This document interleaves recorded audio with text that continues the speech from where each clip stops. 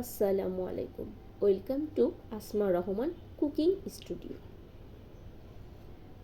আজকে আমি কাঁচা আম দিয়ে কাঁচা আমের আমসত্ত্ব তৈরি করব।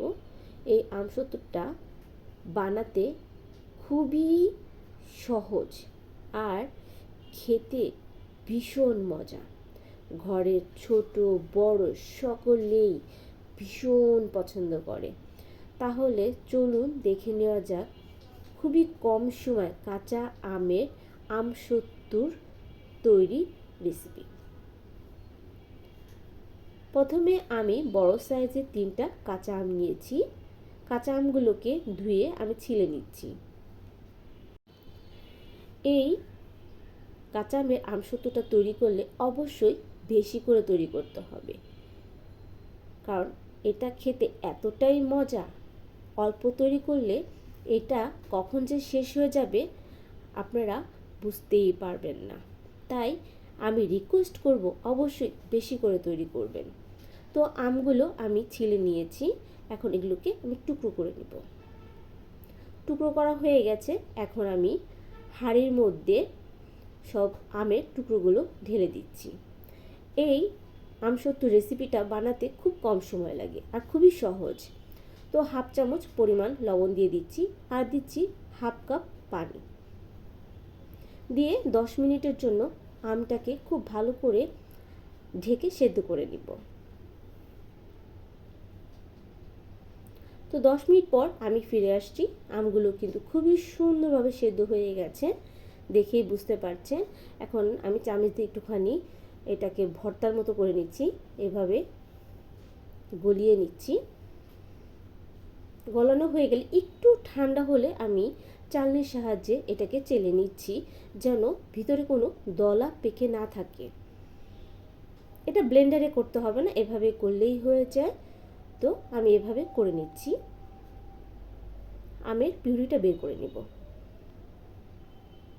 তো আমের পিউরিটা আমার বের করে নেওয়া হয়ে গেছে। আমি একটা ফ্রাই প্যানে দিয়েছি, এখানে আমি হাফ কাপের একটু বেশি চিনি দিচ্ছি আর কিছু চিনি রেখে দিচ্ছি। 1 কাপ চিনি নিয়েছিলাম, হাফ কাপের একটু বেশি দিচ্ছি। আমটা যদি টক হয় তাহলে চিনির পরিমাণটা একটু বেশি লাগতে পারে।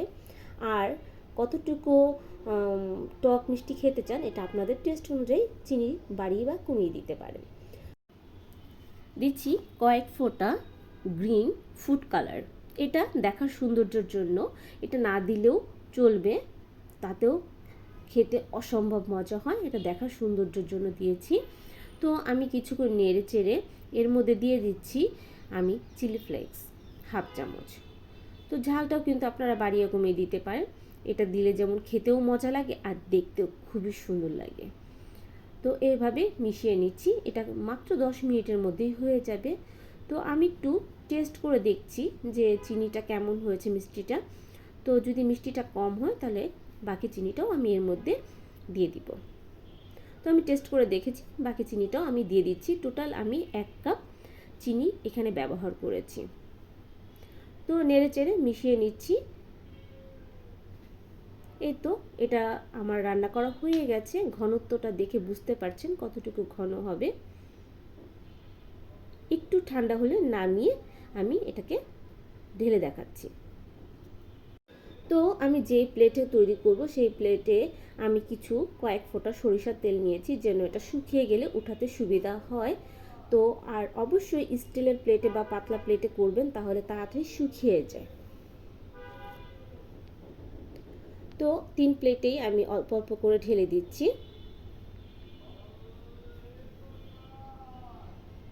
তো কাঁচা আম থাকতে থাকতে অবশ্যই এভাবে আমসত্ত্বর রেসিপিটা করে নেবেন। আশা করি ঘরের সকলেই খুব পছন্দ করবে। তো এভাবে আমি পাতলা করে দিয়েছি। এটা চাইলে রোদ্রেও শুকাতে পারেন, আবার ফ্যানের বাতাসেও শুকিয়ে নিতে পারবেন। তো আমি পরের দিন আসছি শুকিয়ে। শুকানো হয়ে গেছে, দেখেই বুঝতে পারছেন। আমি এভাবে ফ্যানের বাতাসেই শুকিয়ে নিয়েছি, হালকা রোদ্রে দিয়েছি। তো আমি তুলে দেখাচ্ছি এটা কতটুকু পাতলা হয়েছে আর দেখতেও কেমন হয়েছে।